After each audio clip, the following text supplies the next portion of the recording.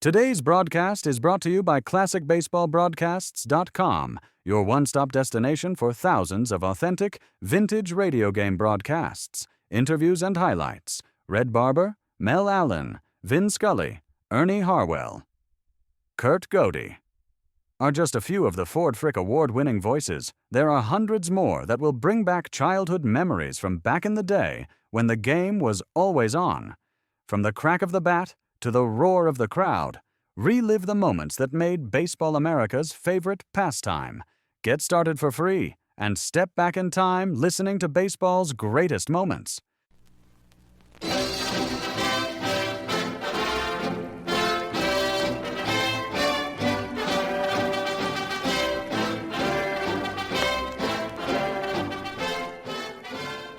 Hello there.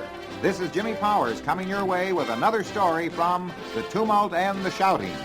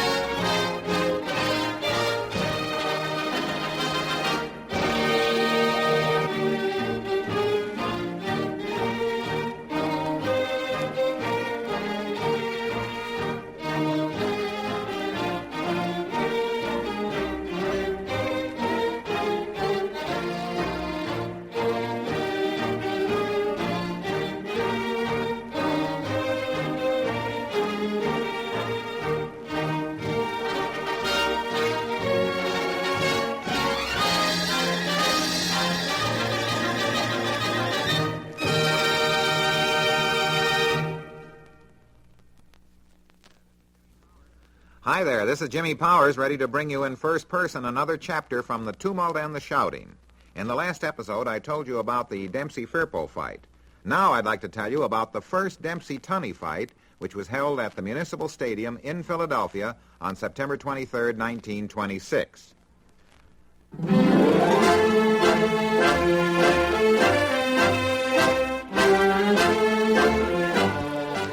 Fight camps in those days were colorful, and they handled more daily paying customers than the average television fights do today. Tunney went into heavy training at Speculator, New York, about 40 miles west of Saratoga. His camp was pitched near a small river amid gorgeous scenery. Lardner and I went up for a visit. As we arrived, Gene was coming over the brow of a hill with a fat book under one arm. He could have passed for a young college athlete studying for his master's in English. Tunney was in fine physical shape and looked wonderful. As for Dempsey, banging away behind closed doors, well, he didn't look nor move like the Dempsey of the Firpo fight 4 years earlier. Wealth, opulence, a bride, and revamped nose hadn't exactly brought Jack anything approaching comfort. Besides, he was in a legal battle with his old manager, Kearns. I'd been fighting a cold all that week with hard deadlines and no sleep. The night before the fight, McGeehan and I were headed back to the hotel when one of us recalled a roulette wheel less than 2 blocks from City Hall. Along about 2 a.m., I was $1,200 ahead. McGeehan was $800 behind. "Let's get out of here," I said, "and get some sleep." "No, sir," replied McGeehan. "I'm going to get even." At 5 a.m., we had just enough between us for taxi fare to the hotel. When I awakened about noon, I was still only 48 years old, but felt more like 88. On the sidewalk downstairs stood Tex Rickard with his famed Malacca cane. He was talking with Billy Gibson, Tunney's manager. The day was foggy, and Rickard was worrying about rain and the possibility of postponement. Suddenly, a writer came swinging through the door. "Heard the latest, Tex?" he said. "We just got word that Tunney's flying into town for the weigh-in." "Flying into what?" stammered Rickard, nearly swallowing his cigar. "He's flying in. Gene's in the air now." Rickard turned to a dumbfounded Gibson who had left everything in readiness back at Stroudsburg for Tunney to travel into town by automobile. "That crazy, bloody devil," exploded Rickard, whacking his cane on the pavement. "What's he trying to do to me?" "What's he trying to do to you?" countered McGeehan. "What about himself?"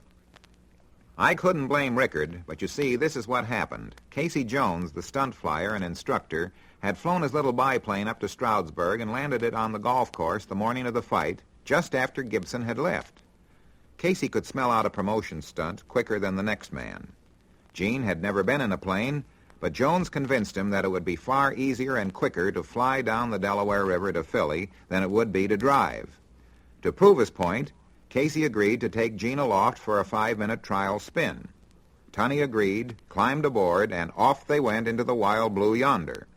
Once airborne, however, the golf course and all surrounding country became obscured by a low ceiling. Jones couldn't land, so he pointed his nose towards Philadelphia and drilled into a fog bank.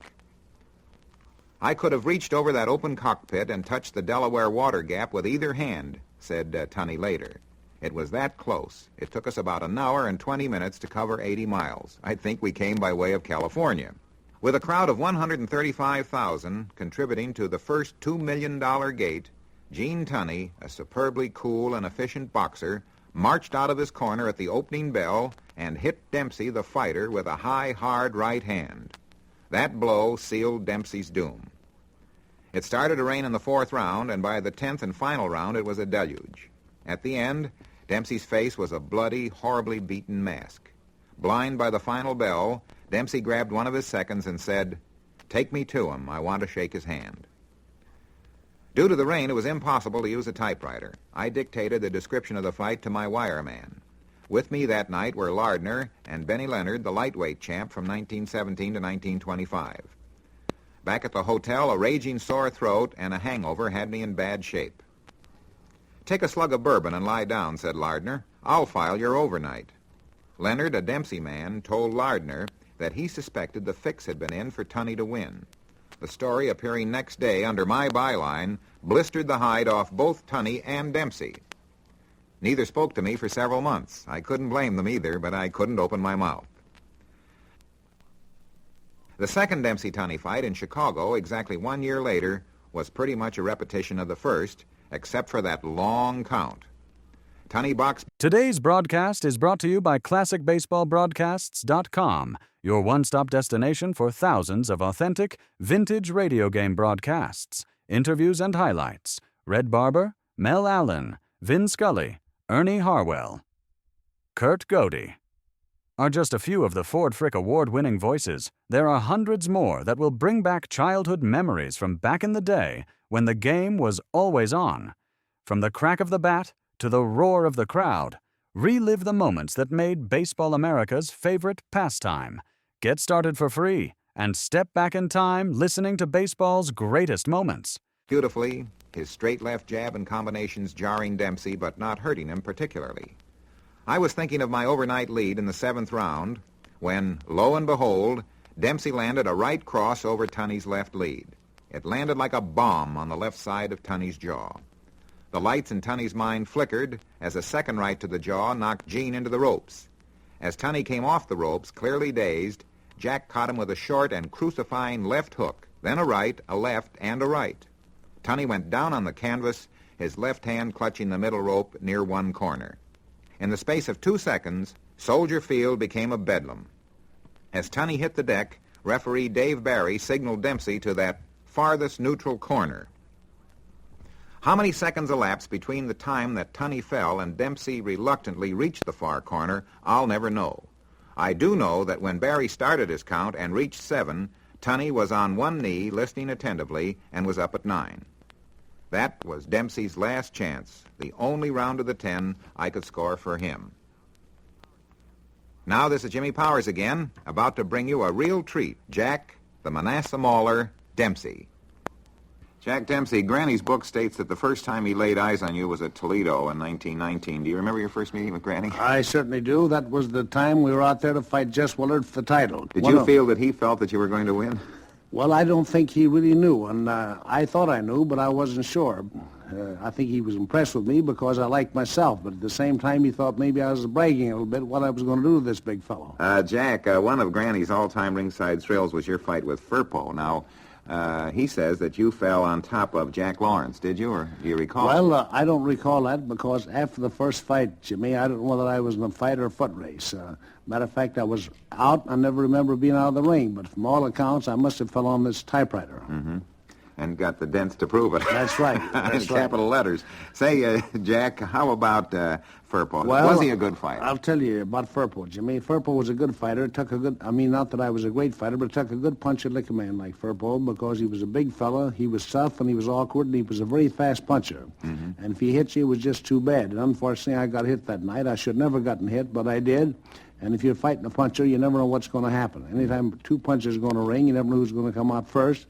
And that's the type of fighter Firpo was. I wouldn't say he was a good fighter, but it took a good puncher to lick him. Mm-hmm. Did anybody ever hit you any harder than Firpo did? Well, I don't think so. I hit hard enough because I didn't know what I was doing all that first round. I came to about 10 seconds before starting the second round, and I thought I'd been knocked out. Mm-hmm. Kern said, no, you just slipped. I said, I hope I don't slip again. Jack Dempsey, according to Nat Fleischer's ring record book, your first pro fight was with Kid Hancock in 15, and your final one was in 40. That's 25 years later in Charlotte, North Carolina with Ellis Bashara. Is that right? That's right. That's 25 years in 25 long years. And how many fights would you say you've had in that space? A couple of hundred, and that's what I say about the fight game today, Jimmy. These boys don't have the experience and the background to know what to do. I think the longer a fighter goes, the better he gets. Of course, when the legs go bad, you're finished. But I think experience means a great deal. Mm-hmm. What did you get for your first fight? I think 50 cents, Jimmy. Uh-huh. And what did you get for the Tunney fight, the second one in Chicago? The second fight in Chicago, I got about, I think, $800,000. I'm not sure. And I got $1 million the first fight. Jack Dempsey, what do you think could improve the fighters today? Well, I think one thing we need, Jimmy, is more experience for these fellows in small clubs where they have an opportunity to get on top and know what they're doing before they have to fight these 10-round fights. Now, in the old days, we had the 4-round days out in San Francisco, and I think that did a great deal to develop the fighters. In other words, they could set their pace and keep it. Watching these fellows fight today, they haven't had the background and the experience to keep going and know what to do. Mm-hmm. So I think we had a few more clubs would be a lot better for everybody. Jack, I notice that you're a darn good referee, and you've refereed some very important fights. Do you think that the people watching a fight really know how to referee it, that is, score it? Well, I don't think so. Of course, we all have our personal opinions, and I don't say because I'm a fighter that I should know anybody else, but I think the proper way to judge a fight is 3 ways. The man that does the damage, the man that finishes the strongest, the aggressor. That's the 3 most important things that makes a fight, and that's the way a fight should be judged. Well, Jack, it's quite a thrill interviewing you. It's been wonderful chinning with you over Granny's book, and I have a hunch he was present at this little session in spirit anyway. Well, he's a wonderful man. I want to say he was a great friend of mine. I admired him so much. Not only as a man, but as a great writer, and a man who always told the truth and wrote what he thought. And when a man does that, I must admire him. We all make mistakes, but Granny, there was only one, and will never be another. Wonderful man and a wonderful family. Thank you very much, Jack Dempsey. Well, that's it for today. This is Jimmy Powers, transcribed, saying so long for now.